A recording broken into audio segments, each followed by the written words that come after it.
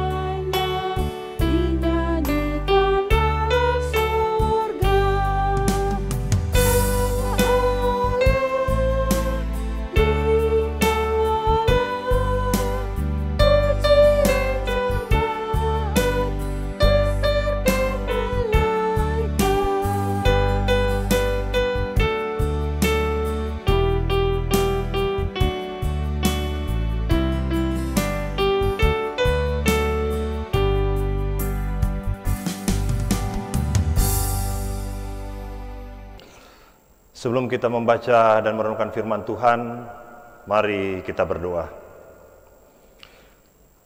Segala kemuliaan hanya bagi-Mu Tuhan kami Yesus Kristus. Kami berterima kasih atas waktu dan kesempatan yang masih diberikan, sehingga pada malam hari ini kami masih bisa mengikuti program rehat dari Gedung Gereja Toraja Jemaat Elim Balikpapan.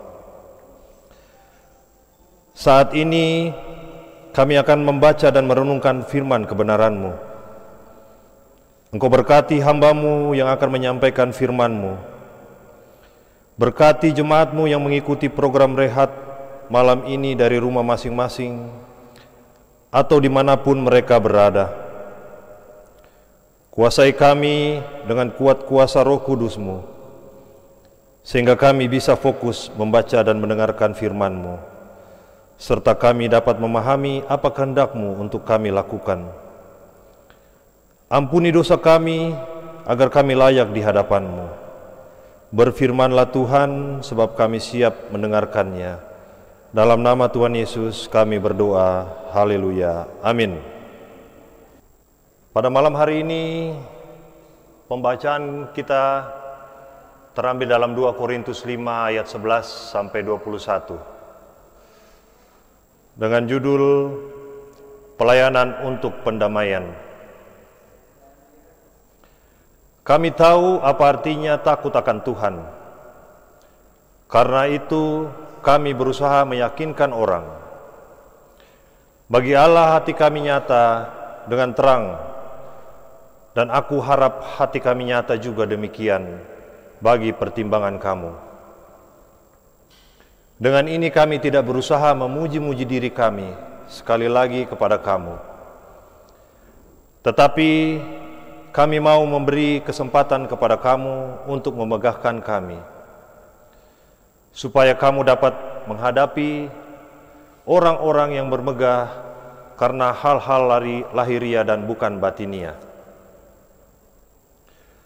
Sebab jika kami tidak menguasai diri, hal itu adalah dalam pelayanan Allah. Dan jika kami menguasai diri, hal itu adalah untuk kepentingan kamu. Sebab kasih Kristus yang menguasai kami, karena kami telah mengerti bahwa jika satu orang sudah mati untuk semua orang, maka mereka semua sudah mati. Dan Kristus telah mati untuk semua orang, supaya mereka yang hidup tidak lagi hidup untuk dirinya sendiri, tetapi untuk Dia yang telah mati dan telah dibangkitkan untuk mereka. Sebab itu, kami tidak lagi menilai seorang juga pun menurut ukuran manusia. Dan jika kami pernah menilai Kristus menurut ukuran manusia, sekarang kami tidak lagi menilainya demikian. Jadi siapa yang ada dalam Kristus, ia adalah ciptaan baru.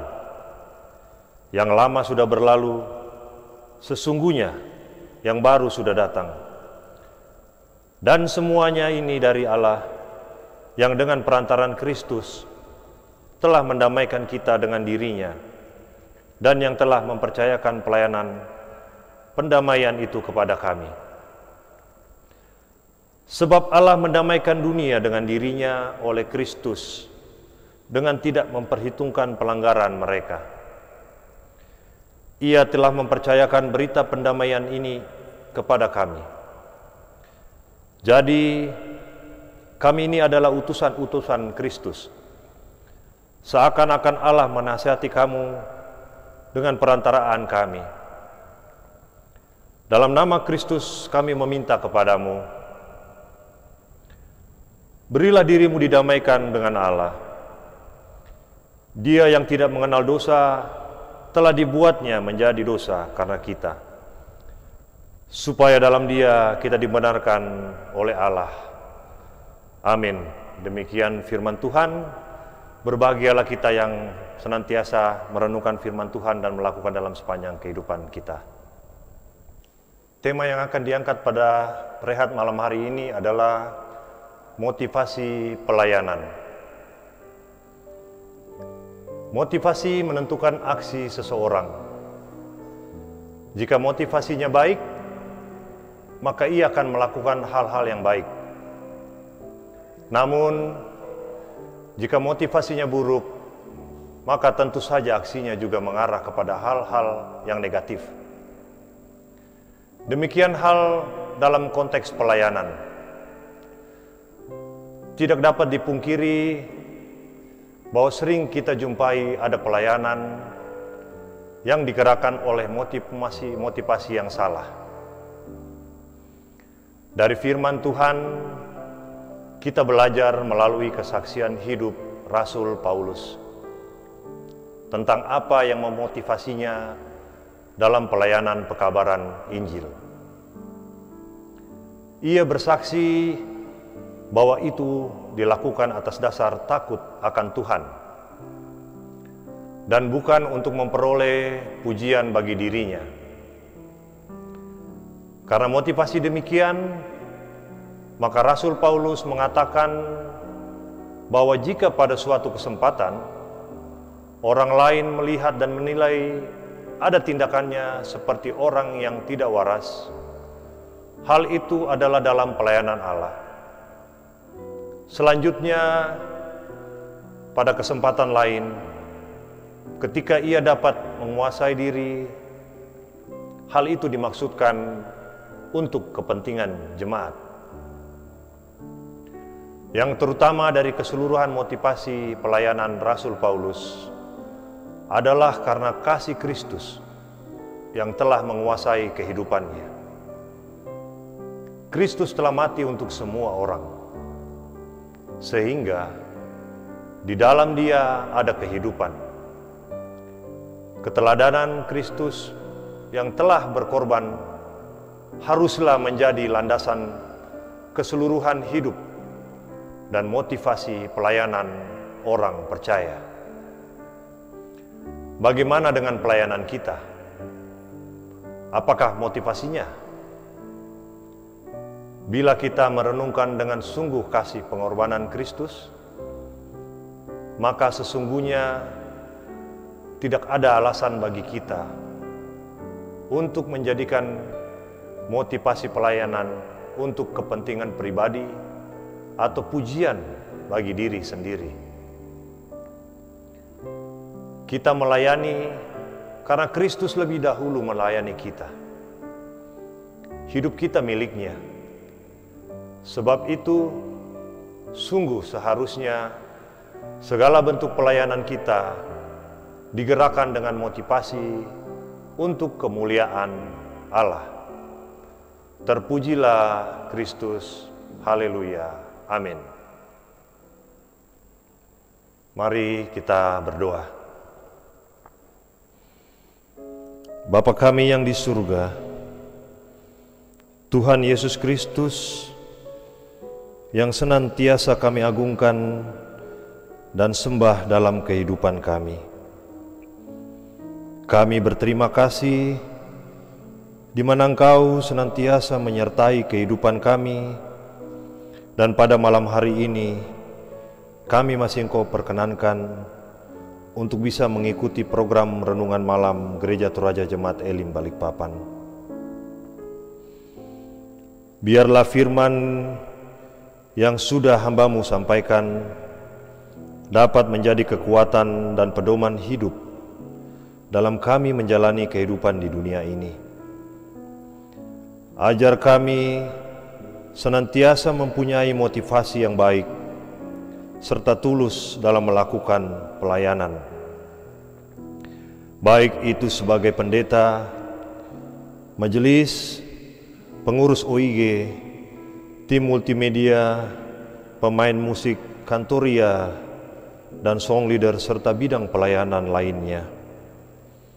Agar semua itu dapat menjadi berkat buat gereja, jemaat, dan orang lain, sehingga nama-Mu senantiasa yang dimuliakan dan dipuji. Secara khusus, kami berdoa buat orang-orang yang mengalami pergumulan hidup dan berbeban berat, baik itu yang ditinggal anggota keluarga, sakit penyakit, pergumulan rumah tangga dan anak-anak, rindu mendapatkan pekerjaan, pergumulan mencari pasangan hidup, dan lainnya. Kiranya Engkau yang Maha Besar dan sumber kekuatan hadir di tengah-tengah pergumulan mereka, memberikan jalan keluar, penghiburan, dan pemulihan, serta menguatkan setiap pribadi-pribadi yang selalu berseru-seru dan berharap hanya padamu saja, sehingga segala pergumulan bisa cepat berlalu seturut dengan waktumu. Lepaskan segala kutuk dan dosa yang mengikat, sehingga tidak menjadi penghalang dalam kami mengalami jamahan dan pemulihan-Mu. Ajar kami untuk senantiasa bersyukur atas apa yang kami alami dan tidak mengandalkan tawaran-tawaran yang instan di luar daripada Engkau saja ya Tuhan. Tuhan Yesus, kami juga berdoa buat jemaat-Mu yang bersuka cita karena pertambahan usia, baik itu yang berulang tahun pernikahan maupun berulang tahun kelahiran.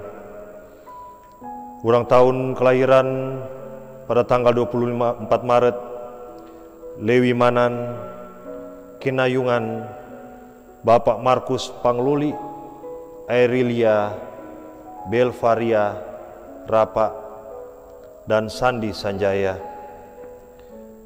Begitupun juga yang berulang tahun pernikahan, Bapak Musa Andreas dan Ibu Agustina Tipa, Bapak Petrus Sandi dan Ibu Agustina Randa, Bapak Jeffrey Tandi dan Ibu Susi Susanti, tim Bangalangi.